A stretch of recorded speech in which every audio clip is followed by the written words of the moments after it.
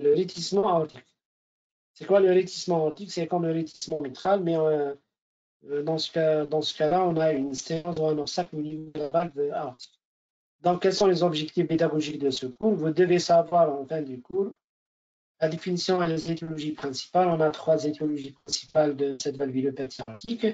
Savoir identifier la triade symptomatique. La triade, c'est les 3 symptômes à l'effort qui conduit à la suspicion diagnostique devant un souffle systolique égyptienne.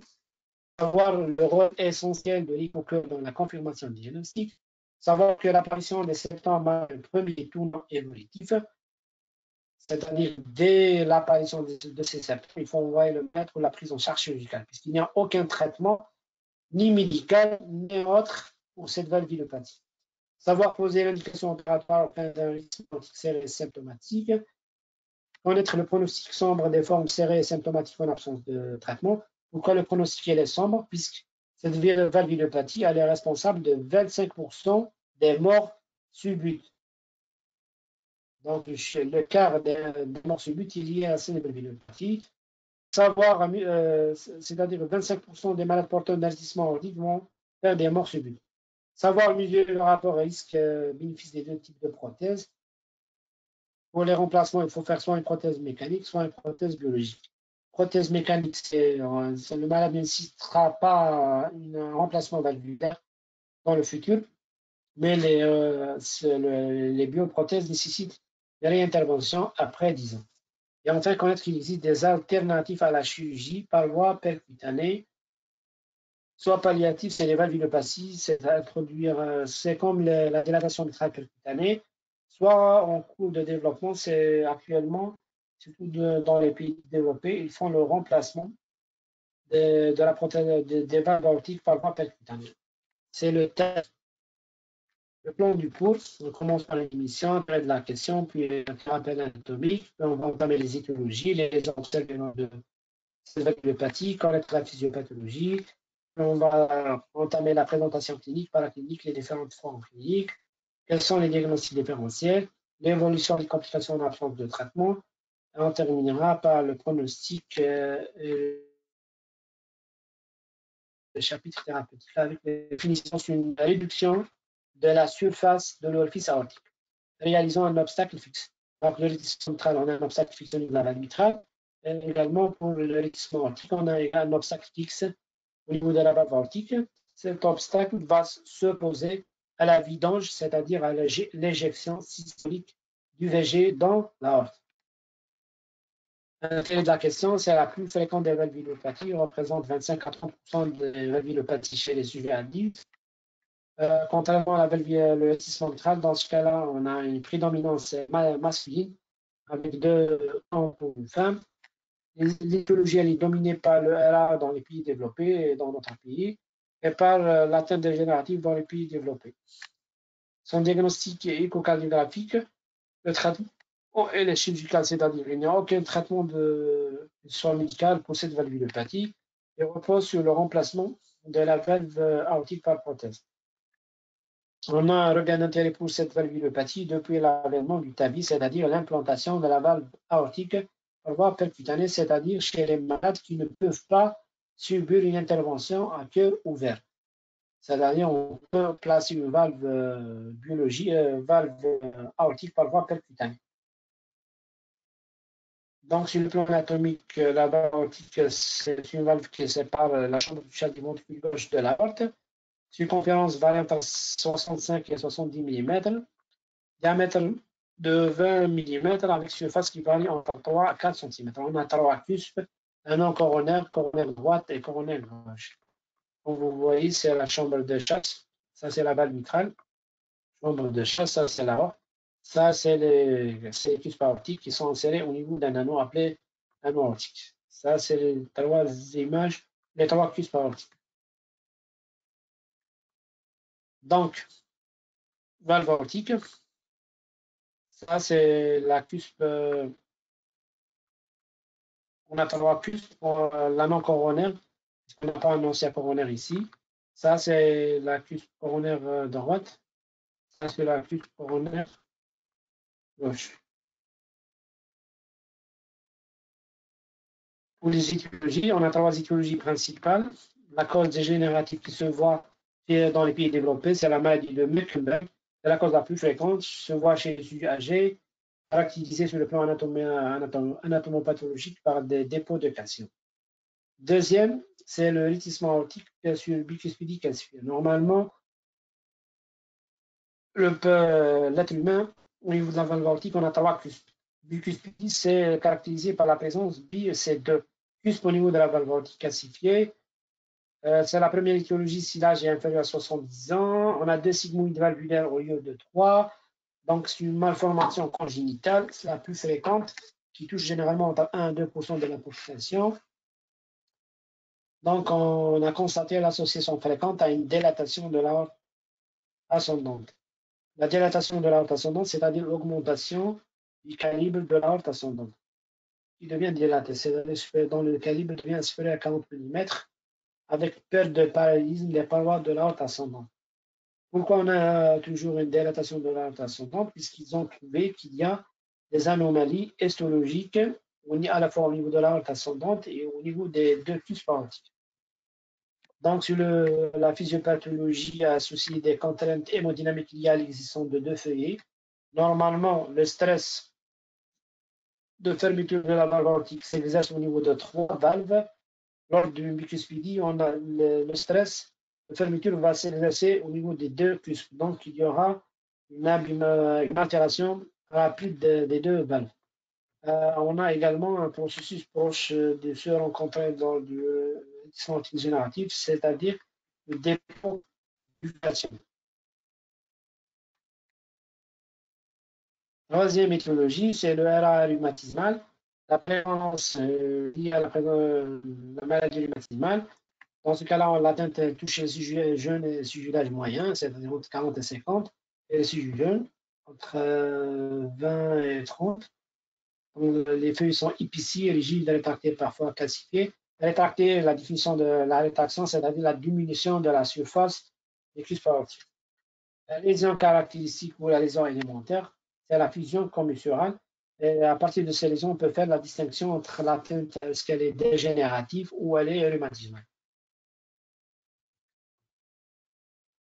Cette diapositive, vous voyez que la symphyse commissurale, dans ce cas-là, c'est une image post-mortem d'un patient décédé d'un lotissement aortique. La cause, elle est rhumatismale, comme vous voyez ici, la symphyse du combustion. Ça, c'est la cuspe coronaire droite. Ça, c'est la non coronaire. Ça, c'est la cuspe coronaire gauche. Deuxième image post-mortem. Vous voyez ici, c'est un patient décédé par lotissement aortique, mais d'origine dégénérative. Pourquoi? Puisque vous voyez que les 3 cuspes sont libres. Les 3 commissions. C'est-à-dire la commission entre la coronaire droite et la coronaire est libre. Entre la coronaire droite et la coronaire gauche, elle est libre. La commission entre la coronaire et la coronaire gauche également est libre. Donc, c'est la lésion qui permet de faire la distinction entre l'étiologie maximale et l'étiologie dégénérative. Pour l'étiologie, pour la bicuspidie, l'étiologie elle est évidente puisqu'on a 2 cuspes, c'est-à-dire à l'inspection, que ce soit à l'échocardiographe ou à l'inspection opératoire, on a 2 cuspes. Il y a d'autres étiologies, mais qui sont rares, les causes congénitales, c'est les nouveau-nés qui avec valve aortique remaniée, l'insuffisance rénale chronique, le lotissement aortique post-radiothérapie. J'ai un collègue qui a fait une carcinome pulmonaire. Il a fait une radiothérapie, puis après le contrôle, après 5 ans de contrôle, il a développé un lotissement aortique post-radique. C'est-à-dire les rayons ont fait dans les tableaux de lotissement aortique. D'autres pathologies comme la xanthomatose condyloneuse et les hypercholestérolémies familiales. Sur le plan anatomopathologique, les lésions observées au niveau des valves dans le lotissement aortique dégénératif, on a des valves épicées, rigides, sans véritable sténose. Des calcifications, on a un risque d'abord embolie, c'est-à-dire embolie, le détachement de ces calcifications. Une des calcifications peuvent se détacher. Toutes ces calcifications peuvent, les orifices coronaires donnent un tableau d'Angor ou d'EDM. Au niveau du cerveau, peuvent donner un tableau d'AVC. Au niveau des membres, un tableau d'ischémie, etc. Les troubles de conduction. Entre au niveau de la commissure non coronaire et coronaire droite, au niveau de cette commissure, on a toujours le passage du faisceau de vis. Donc, l'envahissement, si les calcifications vont envahir cette région, ils peuvent donner un tableau de BAV, des troubles de conduction. Tu peux avoir contradiction clinique des syncopes et contradiction électrique des tableaux de BAV. La bicuspidie congénitale, donc on a deux cuisses postérieures. La fusion de ces cuisses donne un tableau de résistance antique. Le RA, on a la fusion d'une, deux ou plusieurs commissures avec l'épaississement et l'attraction des sigmoïdes, plus ou moins des calcifications. Vous voyez ici la symphyse conventionnelle, vous voyez ici les calcifications avec des valves qui sont épaisses. Normalement, la valve antique, elle est fine comme ça.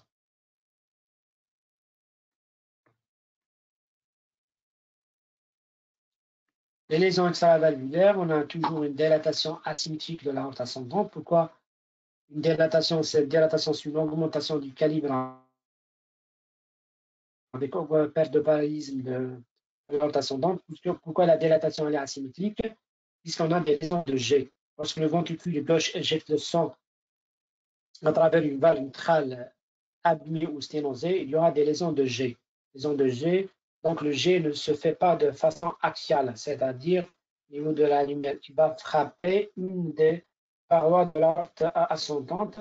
Donc il y aura une dilatation à ce niveau. L'hypertrophie concentrique du ventricule gauche qui se voit au niveau du septum interventriculaire et au niveau de la paroi postérieure du ventricule gauche. Donc, c'est des signes observés par le cardiologue lors de la réalisation de l'échocardiogramme. Sur le plan physiopathologique, on a un obstacle fixe à l'éjection du ventricule gauche au niveau de la route ascendante. Donc, tout obstacle va générer un gradient de pression entre le BG et l'aorte. Les conséquences anatomiques sont l'hypertrophie. Hypertrophie signifie qu'il y a une augmentation de l'épaisseur de la paroi du cœur. La dilatation, c'est l'augmentation des calibres. La dilatation du ventricule gauche, c'est le calibre qui va augmenter. L'hypertrophie, non. C'est l'augmentation de l'épaisseur de la paroi cardiaque, ainsi que la masse myocardique augmentée. C'est des mécanismes de compensation. On a un débit cardiaque au repos, il est conservé, c'est-à-dire il est correct. On parle dans ce cas-là de la phase compensée. La phase décompensée, c'est le deuxième tournant évolutif de cette pathologie. Le débit cardiaque au repos va diminuer, c'est-à-dire on assiste à l'apparition de la dyspnée d'effort puis la dyspnée de repos. Les signes fonctionnels sont la conséquence directe de cet obstacle, c'est-à-dire les syncopes et l'engorge d'effort. Syncope, pourquoi à l'effort? Je fais l'effort, les syncopes à l'effort. Pourquoi je fais des syncopes? Puisqu'il y a une hypoperfusion des artères des deux hémisphères. Donc, comme traduction clinique, c'est les syncopes. L'engorge d'effort, c'est l'hypoperfusion des artères coronaires qui va se traduire par une sensation de constriction rétrosternale. Est-ce que vous avez des questions?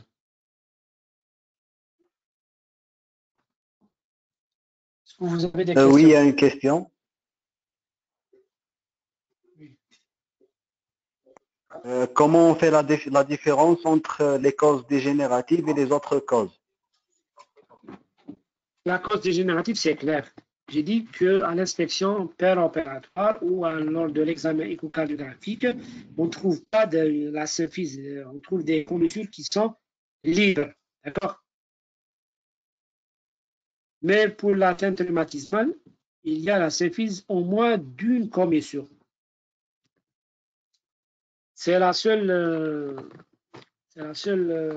élément qui permet la distinction entre les causes dégénératives et les autres causes.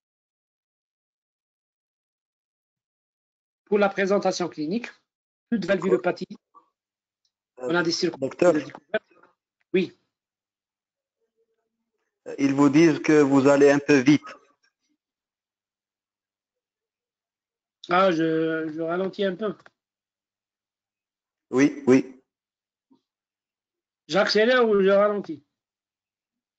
Ralentissez un peu, ralentissez un peu. Est-ce que vous avez d'autres questions?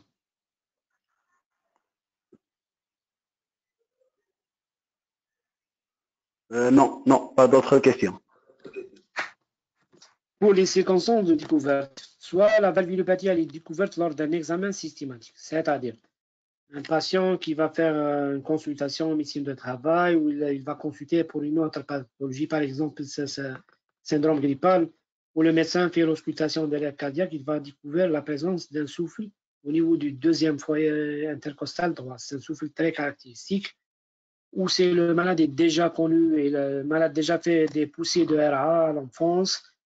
Et lors de la surveillance du RA, le médecin a découvert la présence d'un souffle au niveau du deuxième espace intercostal droit ou devant une symptomatologie évocatrice, c'est-à-dire la triade fonctionnelle, c'est-à-dire la dyspnée d'effort, syncope d'effort ou langor d'effort. L'association de la triade est très évocatrice de cette valvulopathie. Ou enfin une complication. Cette complication, comme le malade fait un BAV, malade fait une endocardite infectieuse, malade fait un ED1, malade fait un AVC, etc. Sur le plan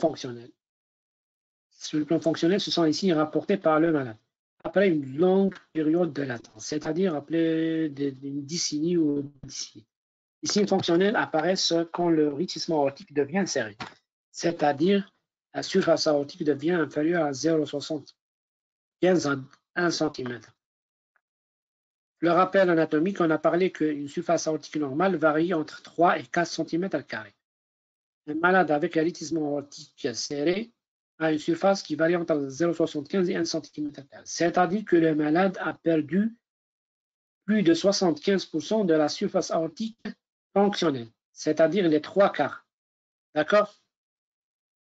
Donc la triade, c'est les trois signes sémiologiques d'effort.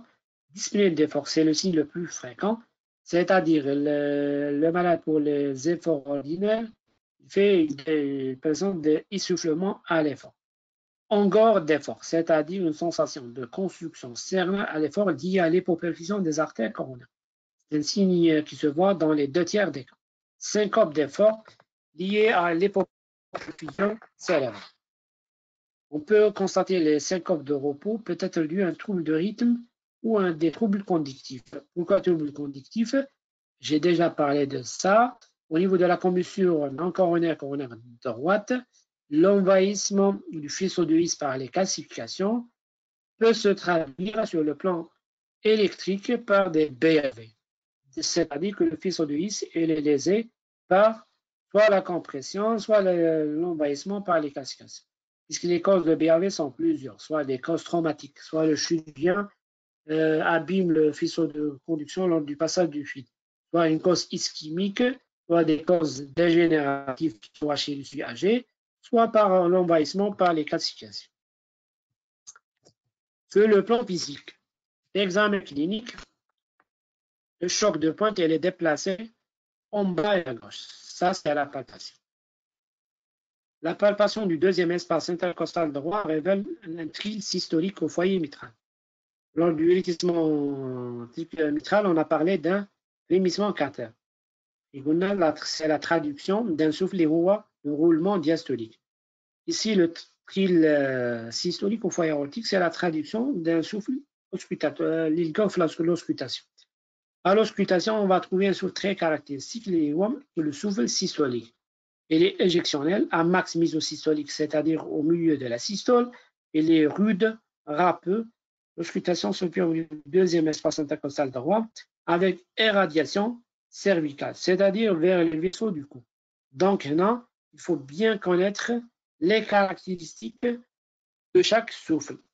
B2, atténué ou aboli dans le rythme aortique calcifié.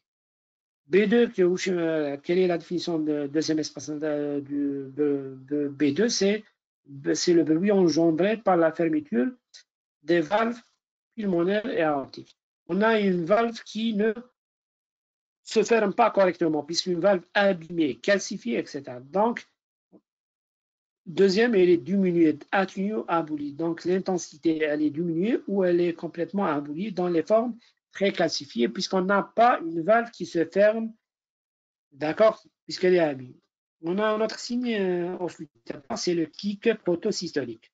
Proto, c'est au début de chaque systole qui témoigne toujours de la persistance d'une certaine mobilité valvulaire. Dans les formes, au début, on a ce signe, mais dans les formes évoluées, on assiste toujours à la disparition de ce clic protosystolique, voire même à l'absence de deuxième bruit cardiaque. Le pouls est petit à ralenti puisqu'on a une diminution du débit cardiaque à l'effort plus repos, une baisse de la pression artérielle à pincement de la différentielle. Pourquoi une baisse de la pression artérielle? Puisqu'on a une diminution du débit cardiaque, pincement de la différentielle, contrairement à l'élargissement, c'est-à-dire il n'y a pas une grande différence entre la pression artérielle diastolique et la pression artérielle systolique. Par contre, lors d'une insuffisance aortique, on a un élargissement de la différentielle, puisqu'on a toujours un effondrement de la pression artérielle diastolique lié à la fuite aortique. Vous avez des questions?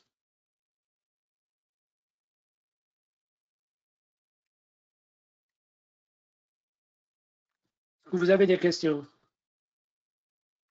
Pour les examens complémentaires, le thrill systolique. Le thrill systolique, c'est comme le roulement, le frémissement cardiaque. C'est à la palpation lorsque vous mettez vos doigts au niveau du deuxième espace constamment. C'est des signes c'est des malades sur des malades réels. D'accord, d'accord.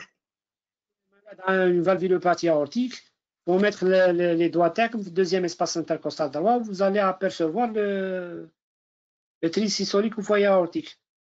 Comme tout. Ouais, c'est la palpation, l'auscultation, c'est le souffle systolique. D'accord? D'accord. Il faut examiner les malades ayant une valvulopathie, cette valvulopathie. Les examens complémentaires, la radiographie pulmonaire, elle reste longtemps normale. Donc, si vous faites une radiographie pulmonaire et elle reviendra correcte, ça n'élimine pas que le patient a une valvulopathie aortique ou mitrale. Donc, elle reste longtemps normale. Donc, vous trouvez un aspect globuleux du cœur avec une saillie de l'arc inférieur gauche. Alors, une saillie de l'arc inférieur gauche.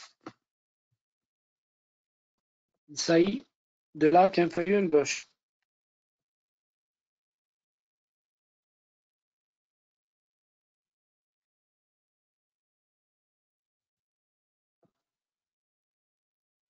Elle est liée à l'hypertrophie du ventricule gauche. D'accord? La saillie à droite de la partie de l'aorte ascendante, puisqu'on a parlé de la dilatation asymétrique de l'aorte ascendante liée aux lésions de G. Parfois des calcifications valvulaires visibles. Vous voyez ici les calcifications montrées par les trois flèches en noir. Ça, c'est une radiographie du thorax.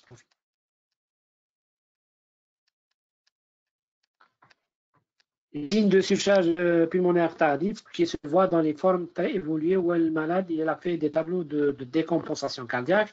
C'est des signes de surcharge, des signes de WAP. D'accord? Et l'arc inférieur gauche, c'est lié à l'hypertrophie musculaire gauche.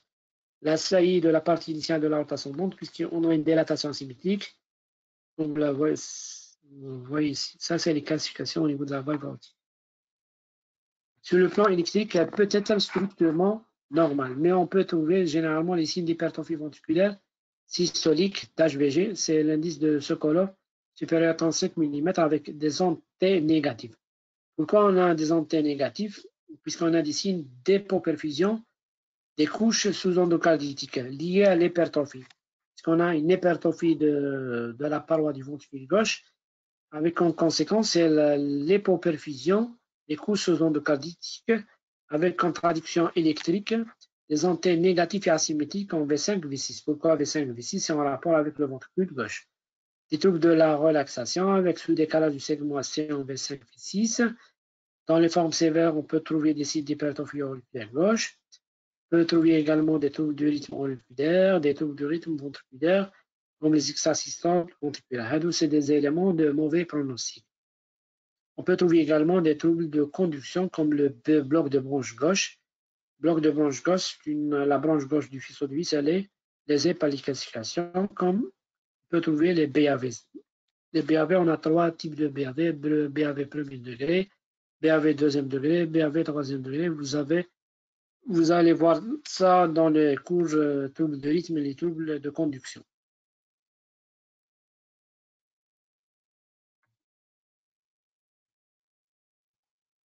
C'est les signes électriques avec un indice de secours supérieur à 35. Devant toute valvulopathie, on demande un examen clé qui est l'écho-cœur. L'écho-cœur permet de poser le diagnostic positif en montrant la réduction de l'espace intersigmoïdien. L'espace intersigmoïdien, il est réduit ou il est complètement disparu vu les classifications, vu la simplicité comme sur, etc. Permet de calculer la surface valvulaire aortique anatomique et fonctionnelle et permet de calculer le gradient transvalvulaire aortique. Le cardiologue peut faire l'inventaire des lésions valvulaires et orienter le diagnostic étiologique. Si le cardiologue trouve une fusion commissurale, c'est un ralentissement aortique d'origine rhumatismale. S'il trouve une valve bicuspide, donc c'est un ralentissement aortique sur une bicuspidie. S'il trouve un épaississement avec des classifications sigmoïdes sans fusion commissurale, l'atteinte elle est dégénérative. Le cardiologue apprécie le retentissement de cette valvulopathie en calculant, en appréciant l'épaisseur du ventricule gauche au niveau du septum interventriculaire, au niveau de la paroi postérieure. La dilatation, c'est le volume des cavités. Dilatation de l'oreille gauche, des cavités droites et de l'aorte ascendante. Permet d'apprécier les pressions au niveau de la circulation pulmonaire. Le cardiologue permet également d'apprécier la civilité de cette valvulopathie. On parle d'un aortique sévère si l'espace intersigmoïdien est inférieur à 8 cm², sur la surface aortique elle est inférieure ou égale à 0,75 cm², ou si elle est indexée à la surface corporelle, c'est-à-dire le cardiologue mesure la surface corporelle de son patient, fait le rapport surface anatomique sur la surface corporelle. On parle d'un ralentissement aortique, la surface aortique indexée, centimètre carré sur mètre carré. Donc, un ralentissement aortique sévère, si la surface aortique indexée, elle devient inférieure à 0,5 cm² sur mètre carré. Un gradient moins supérieur à 50 mm de mercure, un indice de perméabilité inférieur à 0,25, épaisseur pariétale, que ce soit de la paroi postérieure ou du septum interventriculaire, supérieur à 12 mm. Le cardiologue également permet de rechercher des lésions associées, soit au niveau de la valve mitrale, au niveau de la valve tricuspide ou au niveau de la veine pulmonaire. Donc, l'écho-cœur permet de confirmer le diagnostic clinique, d'apprécier le degré en mesurant le gradient à la surface, donner des renseignements étiologiques, apprécier le retentissement et rechercher une valvulopathie associée. Vous voyez sur cette image, ça c'est un ralentissement aortique très serré. Vous voyez l'augmentation de l'épaisseur du septum interventriculaire et de la paroi postérieure du ventricule gauche. Ça c'est le left ventricule, ça c'est le ventricule droit et ça c'est l'oreille gauche. Les cardiologues permettent de mesurer la surface anatomique de la valve mitrale et le gradient. Le cardiologue peut demander une hypotransosovagienne, c'est-à-dire une valvulation de paroi transosovagienne. Généralement, elle est peu utilisée en matière de ralentissement aortique. Elle est indiquée pour préciser une planimétrie difficile pour mieux évaluer le calibre de l'anneau. Puisqu'avant d'envoyer le malade au chirurgien, le cardiologue va envoyer le compte rendu. Dans le compte rendu, on trouvera toujours les mensurations de l'anneau pour que le chirurgien puisse choisir le calibre de la valve aortique en fonction de la taille de l'anneau aortique. Pour évaluer d'autres valvulopathies associées en cas de suspicion d'une endocardite infectieuse. Par voie transthoracique, c'est difficile de rechercher les stigmates ou les signes échocardiographiques d'une endocardite infectieuse. On va les voir dans le cours endocardite infectieuse. L'imagerie par résonance magnétique ou par la scanner thoracique, généralement sur une valvulopathie qui s'accompagne d'une dilatation de l'aorte ascendante. Et dans ce cas-là, pour confirmer ou éliminer une dilatation de l'aorte ascendante, on va confirmer le diagnostic par l'angioscan ou par l'angio-IRM. C'est deux examens qui nous donnent des mensurations exactes de l'aorte ascendante. Les mensurations données par l'échocœur sont toujours non précises.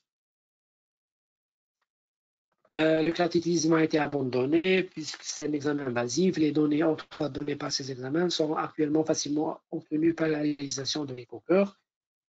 La coronarographie, c'est quand l'endollissement est demandé dans un bilan préopératoire pour déceler une lésion coronaire associée. Les demandées chez les patients au-delà de 40 ans, chez les femmes ménopausées, enfin les patients ayant des facteurs de risque cardiovasculaire. Pour les formes cliniques, on a plusieurs formes. Les formes sont HVG, ce qui se voit surtout chez la femme. C'est hormonal, caractérisé par l'absence de signes électriques et échocardiographiques d'hypertrophie ventriculaire gauche. C'est-à-dire lors de la réalisation de l'ECG, on ne trouve pas un indice de chevaleure supérieur à 35 mm. Et lorsque le cardiologue réalise une écho-cœur, il trouve une valve mitrale très serrée avec une surface inférieure à 0,75, avec un gradient supérieur à 50 mm.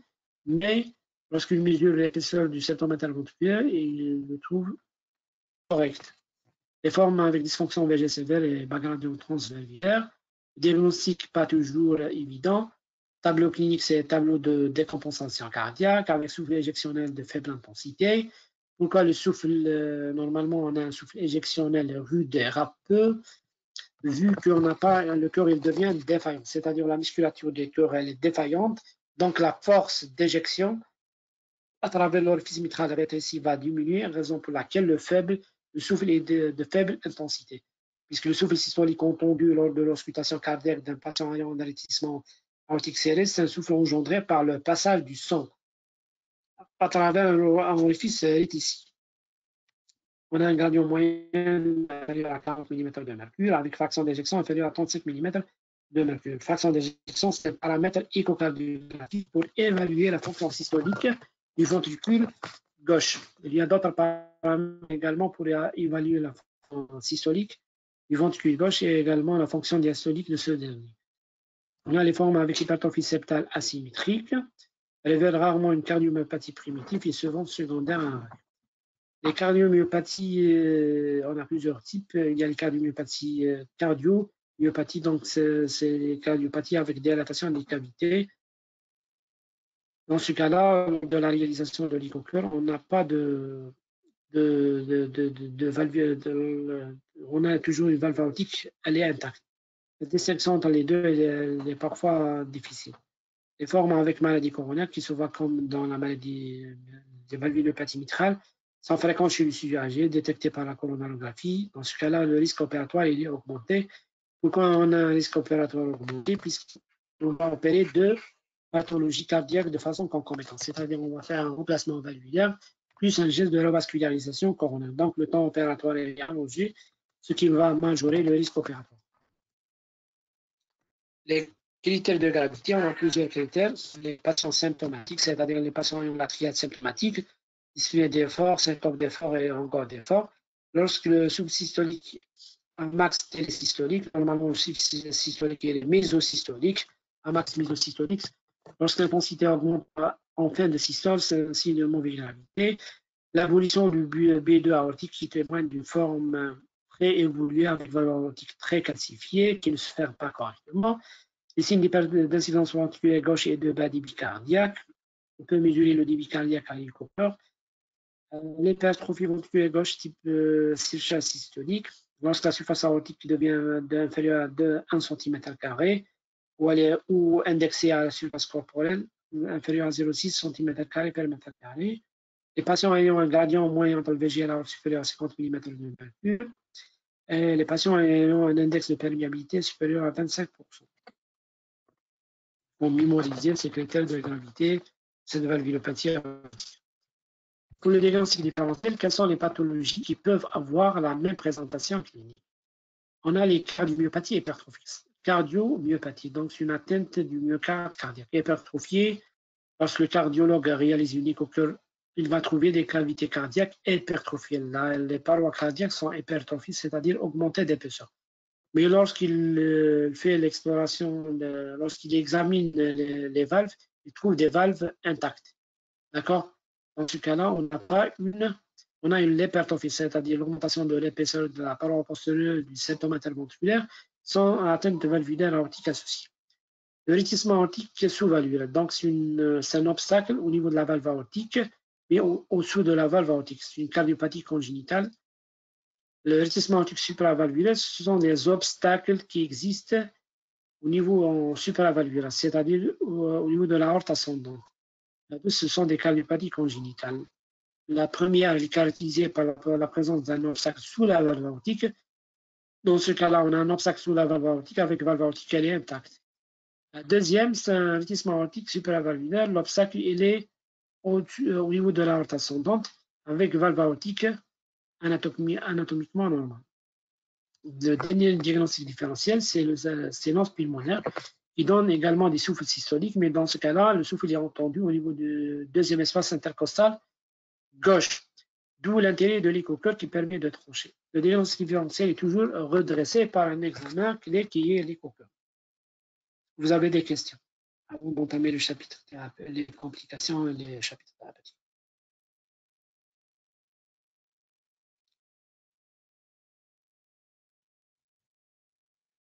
Les complications. Non, pas de question. Donc, c'est une valvulopathie qui est longtemps bien tolérée. Donc, c'est la phase compensée, mais en absence de traitement, l'évolution se fait vers la majoration de la sténose. Majoration de la sténose signifie qu'il y a une diminution progressive de la surface fonctionnelle de la valve aortique, puis vers les complications. Quelles sont ces complications? On a les endocardites infectieuses, qui sont peu fréquentes.